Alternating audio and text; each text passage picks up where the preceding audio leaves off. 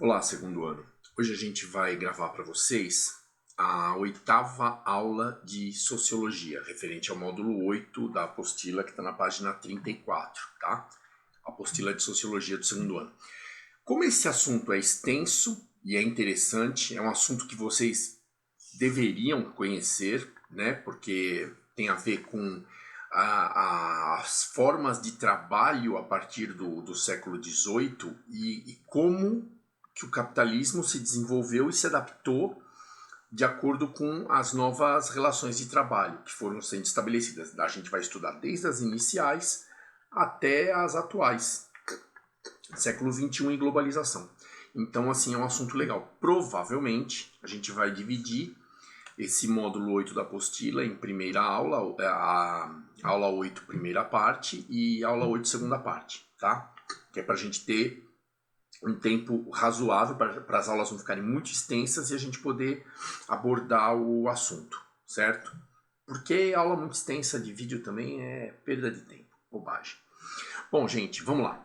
Primeira coisa que a gente vai estudar agora, nessa primeira parte da aula 8, é a observação do desenvolvimento industrial capitalista por um economista chamado Adam Smith.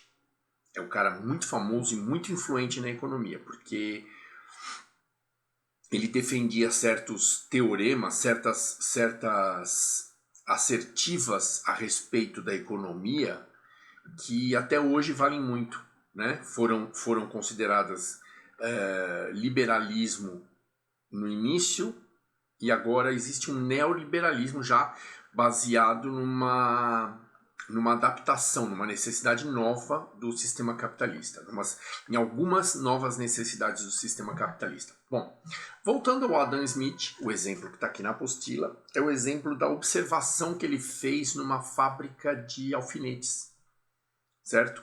Fábrica de alfinete, de arame.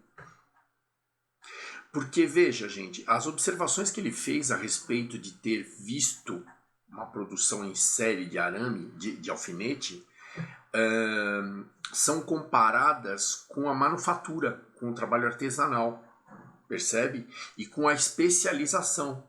O Adam Smith acreditava, à primeira vista, como ele ficou maravilhado com a tecnologia, com o desenvolvimento industrial, ele acreditou no início dessa atividade, né, no início do desenvolvimento da industrialização capitalista, que como a divisão de trabalho proporcionava uma produção maior de bens e as pessoas deveriam ser especializadas em partes específicas da produção, pequenas partes específicas, o Adam Smith acreditou de cara que isso seria assim extremamente benéfico, tanto para os donos dos meios de produção, para os empresários, como para os trabalhadores. E a gente sabe muito bem que esse modelo deteriorou quando da urbanização, certo? Porque a Inglaterra, no início desse processo de industrialização, sofreu um êxodo rural muito grande, e as zonas urbanas elas ficaram superpovoadas. Lembra que a gente já viu isso? E o superpovoamento das zonas urbanas ocasionou vários problemas marginais, ocasionou vários efeitos colaterais. Entre eles, o principal nessa época, né, século XIX, era o surgimento de uma condição insalubre, ou seja, sem saúde, nas moradias das regiões industriais inglesas. Ok? Então, gente, a gente não pode esquecer que no começo a industrialização foi fascinante, só que os efeitos colaterais da industrialização foram muito grandes. Primeiro, porque começou a vir muita gente do campo, né, para as cidades para trabalhar nas indústrias. Então isso aí criou um problema de insalubridade, de falta de condições sanitárias nas moradias. Segundo lugar, com a quantidade de gente vindo do campo para as zonas urbanas, a quantidade de empregos começou a se tornar insuficiente. Então, veja, por consequência, o desemprego ficou muito acentuado. Então a gente viu pessoas em situação de miséria, de mendicância, né?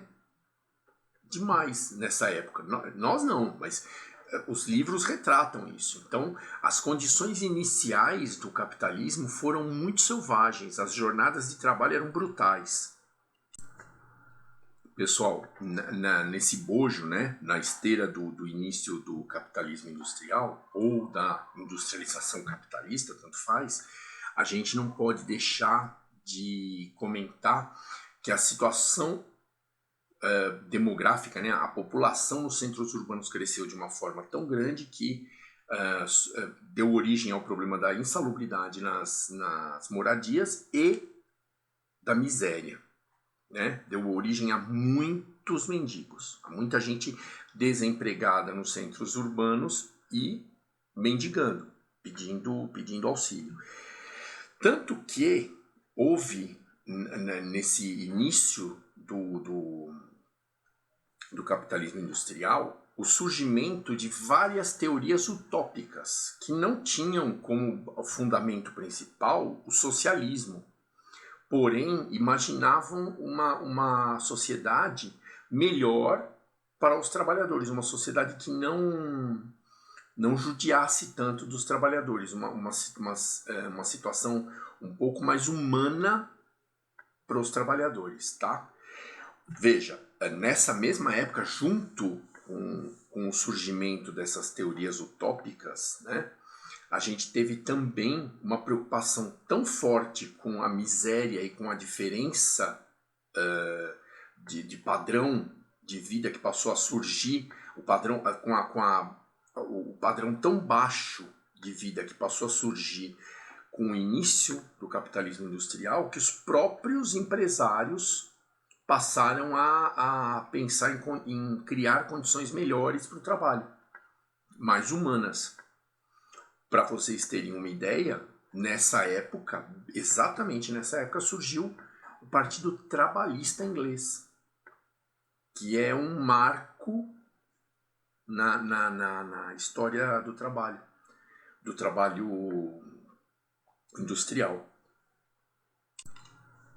Gente, é importante a gente lembrar também que nessa época, na Inglaterra, todos esses movimentos, essas intenções de socialismo utópico, na verdade como é que eles... Socialismo utópico, né? Mas havia pouco do socialismo. Tinha pouco daquela essência socialista que foi baseada na teoria de Karl Marx nesses movimentos ingleses, que acabaram mudando em grandes coisas. Na Rússia, no final do século XIX para o século XX, a gente sabe muito bem o que aconteceu. Esses movimentos trabalhistas, essas mobilizações pela melhoria das condições de trabalho do povo, acabou por derrubar o imperador russo, né, a nobreza russa, e acabou por passar o comando da nação para as mãos do proletariado, né? Aquela história de Lenin, de Trotsky, enfim. A gente sabe também que nesse início, os meios de produção passaram a ser regulados por esse Estado, formado pelo proletariado. E a gente sabe muito bem que a Rússia, no começo, teve muito trabalho para organizar a produção, para centralizar a produção e organizar a produção e a distribuição de bens. Gente, com isso aí tudo acontecendo no leste europeu, nos Estados Unidos, o capitalismo industrial se desenvolvia e necessitava de melhorias, né? O objetivo do lucro ficava cada vez mais importante. Aí surgiu um cara chamado Frederick Taylor. Esse cara também é um marco nas relações de trabalho, tá? No início da produção em série. Tanto que a gente vai ouvir muito falar do Taylorismo. O Taylorismo nada mais é que a otimização dos processos de produção. Na visão de Taylor, a empresa deveria produzir todos os elementos, né, do produto final, melhorar os tempos de produção, cobrar mais dos empregados e, com isso tudo, maximizar o lucro. Na sequência do Taylor vem um cara chamado Henry Ford. Esse eu acho que vocês já ouviram falar. Pelo menos a gente vê carro da Ford andando muito na rua.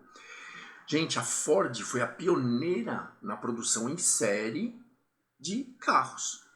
A indústria automobilística teve sua origem com... A indústria automobilística em série teve sua origem, né? Assim, teve o início, a produção de carros com preço acessível teve início com esse cidadão chamado Henry Ford. Porque, inclusive, é dele a célebre frase, olha, o consumidor de veículos Ford pode escolher qualquer cor de carro, contanto que essa cor seja preto. Ele acabou otimizando essas linhas de produção, acabou decidindo por pintar todos os carros de preto para baratear o seu custo e acabou uniformizando a produção, tá?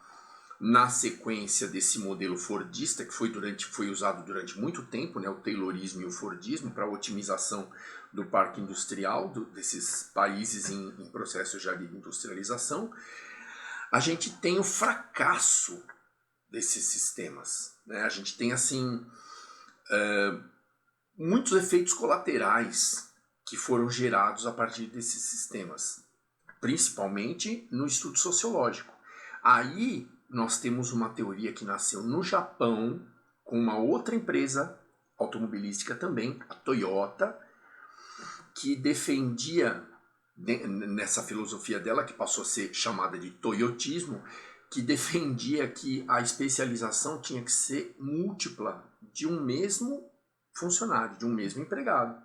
Ele não poderia se dedicar só a uma tarefa para otimizar o tempo de execução daquela tarefa. Ele tinha que ter conhecimento amplo, ele tinha que ter multidisciplinaridade dentro da produção de um veículo. E a Toyota visava adaptar o produto ao gosto do cliente, né? Não fazer aquele produto padronizado que era feito na Ford no início, certo? A Toyota veio com uma inovação de atender às necessidades dos consumidores. Gente, eu acredito que para o nosso primeiro encontro a respeito do trabalho, né, a respeito das relações de trabalho e o sistema capitalista, que é o título, o trabalho no sistema capitalista, que é o título do módulo 8 da apostila de vocês, eu acredito que essas informações que eu passei para vocês a respeito do início das relações de trabalho sejam o suficiente, para a gente não deixar uma aula muito grande. Aí na próxima aula a gente vai ver o que todos esses modelos acabaram sofrendo, o que acabou acontecendo com todos os modelos de produção iniciais do capitalismo, para que a gente chegue no modelo globalizado que se usa hoje em dia, tá? Não vamos esquecer que tanto o Taylorismo como o Fordismo pregavam que a mesma empresa tinha que executar todas as tarefas do seu produto final. Então vocês pensam na indústria automobilística, quantas tarefas que tem que ser executadas na mesma empresa, né? Ou seja, a rigidez da hierarquia e da divisão de trabalho era muito grande. Aí surge o toyotismo, como eu acabei de falar, que pregava a multiespecialização de cada componente, a terceirização de alguns trabalhos, para que cada um praticasse um trabalho específico, cada empresa praticasse um trabalho específico, e uma empresa seria responsável pela união desses produtos aquele funcionário multi-especializado, ele uniria essas produções e produziria um item mais adequado à necessidade e à vontade, ao desejo do cliente. Ok, gente? Eu agradeço a todos pela atenção até aqui e desejo bons estudos. A gente se encontra semana que vem, então, na segunda parte da 8ª aula de Sociologia. Ok? Obrigado.